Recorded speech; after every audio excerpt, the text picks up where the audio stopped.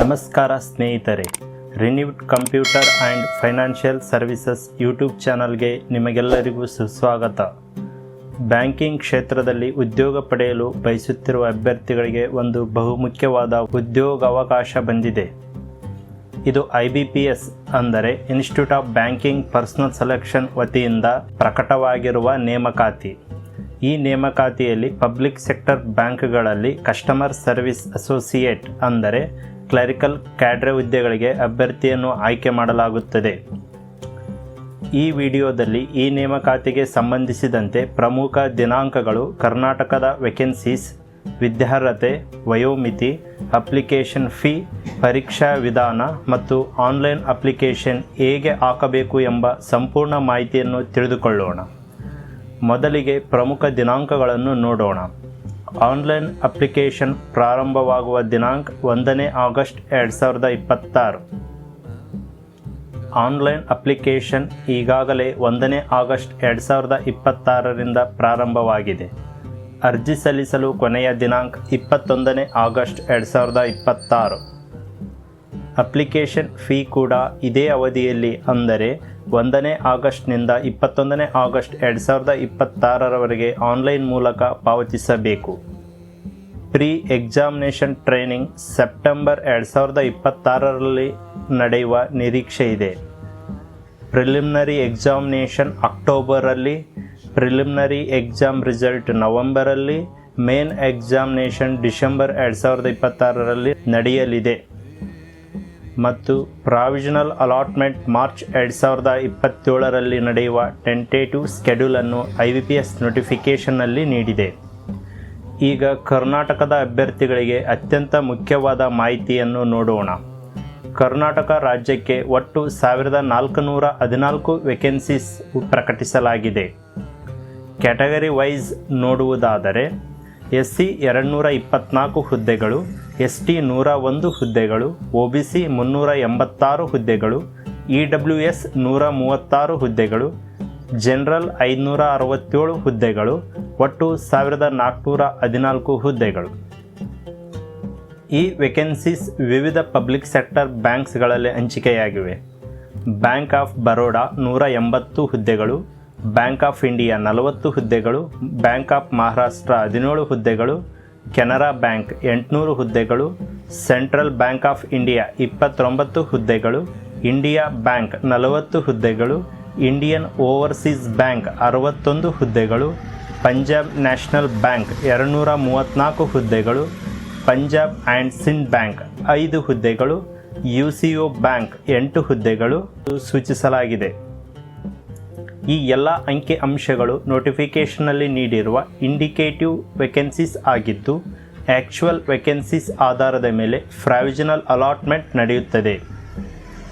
ಅಂದರೆ ಕರ್ನಾಟಕದಲ್ಲಿ ಅತಿ ಹೆಚ್ಚು ವೇಕೆನ್ಸೀಸ್ ಕೆನರಾ ಬ್ಯಾಂಕ್ 800 ಹುದ್ದೆಗಳು, ನಂತರ ಪಂಜಾಬ್ ನ್ಯಾಷನಲ್ ಬ್ಯಾಂಕ್ 234 ಹುದ್ದೆಗಳು ಮತ್ತು ಬ್ಯಾಂಕ್ ಆಫ್ ಬರೋಡಾ 180 ಹುದ್ದೆಗಳು ಎಂದು ನೋಟಿಫಿಕೇಷನ್ನಲ್ಲಿ ನೀಡಲಾಗಿದೆ. ಈಗ ವಿದ್ಯಾರ್ಹತೆ ಏನು ಎಂದು ನೋಡೋಣ. ಅಭ್ಯರ್ಥಿಯು ಯಾವುದೇ ಡಿಸಿಪ್ಲಿನ್ನಲ್ಲಿ ಗ್ರ್ಯಾಜುಯೇಷನ್ ಅಥವಾ ಡಿಗ್ರಿ ಹೊಂದಿರಬೇಕು. ಈ ವಿದ್ಯಾರ್ಹತೆ ಗೌರ್ಮೆಂಟ್ ಆಫ್ ಇಂಡಿಯಾ ಮಾನ್ಯತೆ ಪಡೆದ ಯೂನಿವರ್ಸಿಟಿ ಅಥವಾ ಇನ್ಸ್ಟಿಟ್ಯೂಷನ್ನಿಂದ ಪಡೆದಿರಬೇಕು. ಅಭ್ಯರ್ಥಿಯ ಗ್ರ್ಯಾಜುಯೇಷನ್ ರಿಸಲ್ಟ್ 21ನೇ ಆಗಸ್ಟ್ 2026ರೊಳಗೆ ಅಂದರೆ ಅಪ್ಲಿಕೇಶನ್ ಹಾಕುವ ಕೊನೆಯ ದಿನಾಂಕದೊಳಗೆ ಪ್ರಕಟವಾಗಿರಬೇಕು. ಅರ್ಜಿಯಲ್ಲಿ ಗ್ರ್ಯಾಜುಯೇಷನ್ನಲ್ಲಿ ಪಡೆದ ಪರ್ಸೆಂಟೇಜನ್ನು ನಮೂದಿಸಬೇಕು. ಇದರ ಜೊತೆಗೆ ಕಂಪ್ಯೂಟರ್ ಲಿಟ್ರಸಿ ಕೂಡ ಮ್ಯಾಂಡೇಟರಿ ಆಗಿದೆ. ಅಂದರೆ ಕಂಪ್ಯೂಟರ್ ಆಪರೇಷನ್ಸ್ ಅಥವಾ ಕಂಪ್ಯೂಟರ್ ಲ್ಯಾಂಗ್ವೇಜ್ನಲ್ಲಿ ಸರ್ಟಿಫಿಕೇಟ್, ಡಿಪ್ಲೊಮೊ ಅಥವಾ ಡಿಗ್ರಿ ಹೊಂದಿರಬೇಕು. ಇನ್ಸ್ಟಿಟ್ಯೂಟ್ನಲ್ಲಿ ಕಂಪ್ಯೂಟರ್ ಅಥವಾ information technology subject ಓದಿರಬೇಕು.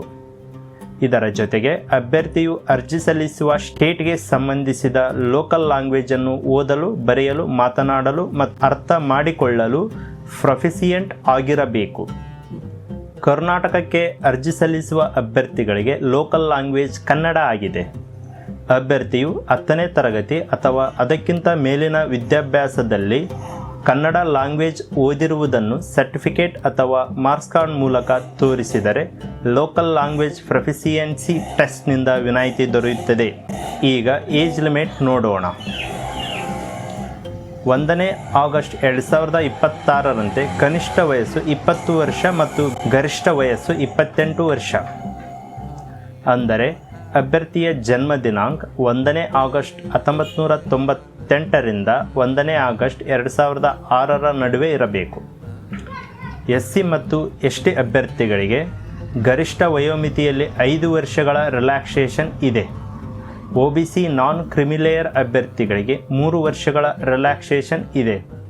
Persons with benchmark disabilities ಅಭ್ಯರ್ಥಿಗಳಿಗೆ 10 ವರ್ಷಗಳ ರಿಲ್ಯಾಕ್ಸೇಷನ್ ಇದೆ. ಎಕ್ಸ್ ಸರ್ವಿಸ್ಮೆನ್ ಮತ್ತು ಕೆಲವು ಇತರ ಕೆಟಗರಿಗಳಿಗೆ ನೋಟಿಫಿಕೇಷನ್ನಲ್ಲಿ ಪ್ರತ್ಯೇಕ ಏಜ್ ರಿಲ್ಯಾಕ್ಸೇಷನ್ ನೀಡಲಾಗಿದೆ. ಈಗ ಅಪ್ಲಿಕೇಶನ್ ಫೀ ಎಷ್ಟು ಎಂದು ನೋಡೋಣ. SC ST PWBD ESM ಮತ್ತು DESM ಅಭ್ಯರ್ಥಿಗಳಿಗೆ 175 ರೂಪಾಯಿಗಳು.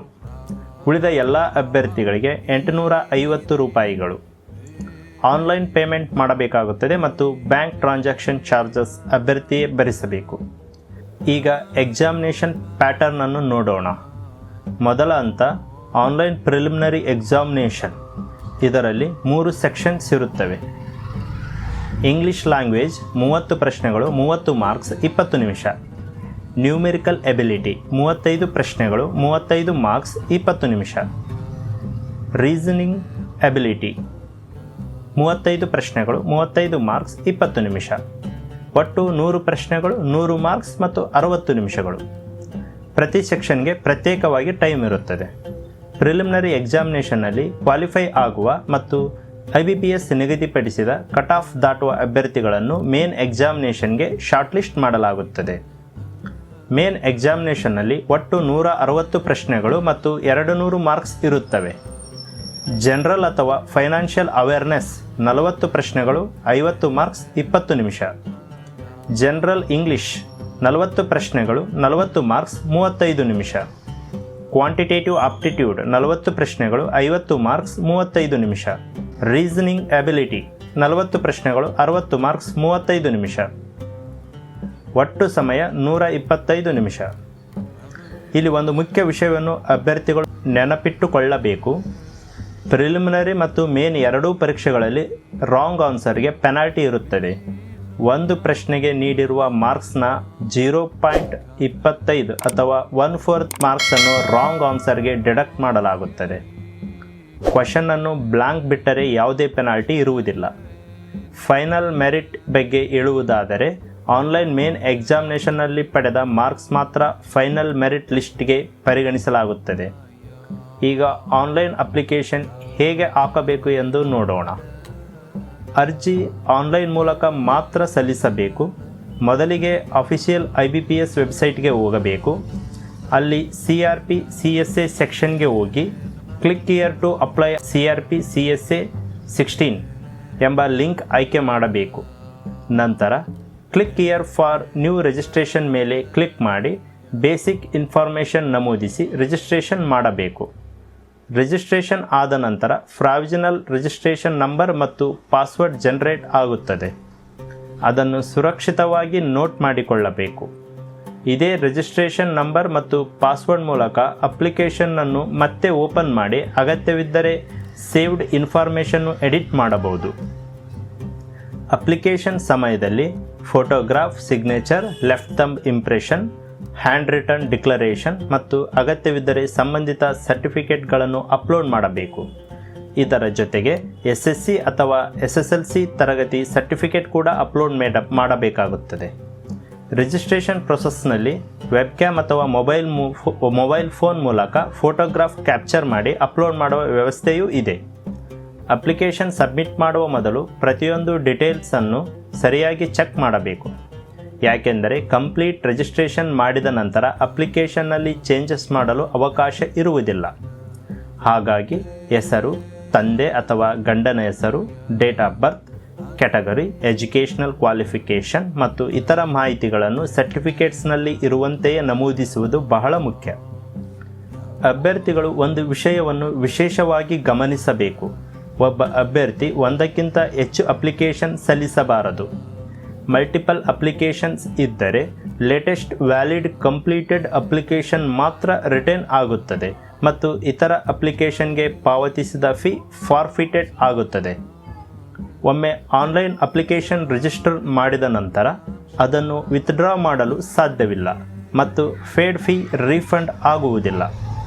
ಡಾಕ್ಯುಮೆಂಟ್ ವೆರಿಫಿಕೇಷನ್ ಅಥವಾ ಜಾಯ್ನಿಂಗ್ ಸಮಯದಲ್ಲಿ ಗ್ರ್ಯಾಜುಯೇಷನ್ ಮಾರ್ಕ್ಸ್ ಕಾರ್ಡ್ಸ್ ಮತ್ತು certificates, date of birth proof, photo ID, local language proof, category certificates, EWS certificates, disability certificates ಮುಂತಾದ ಅಗತ್ಯ ದಾಖಲೆಗಳನ್ನು ಸಲ್ಲಿಸಬೇಕಾಗುತ್ತದೆ. ಹೀಗಾಗಿ ಅರ್ಜಿ ಸಲ್ಲಿಸುವ ಮೊದಲು ಎಲ್ಲ ಡಾಕ್ಯುಮೆಂಟ್ಸ್ ಸಿದ್ಧವಾಗಿಟ್ಟುಕೊಳ್ಳಿ. ಅಂತಿಮವಾಗಿ IBPS CRP CSA 16 ನೇಮಕಾತಿಯ ಪ್ರಮುಖ ದಿನಾಂಕಗಳನ್ನು ಮತ್ತೊಮ್ಮೆ ನೆನಪಿಸಿಕೊಳ್ಳೋಣ. Application started August 1st, 2026. Last date 21st August 2026. Preliminary exam October 2026. Main exam December 2026. Provisional allotment March 2027.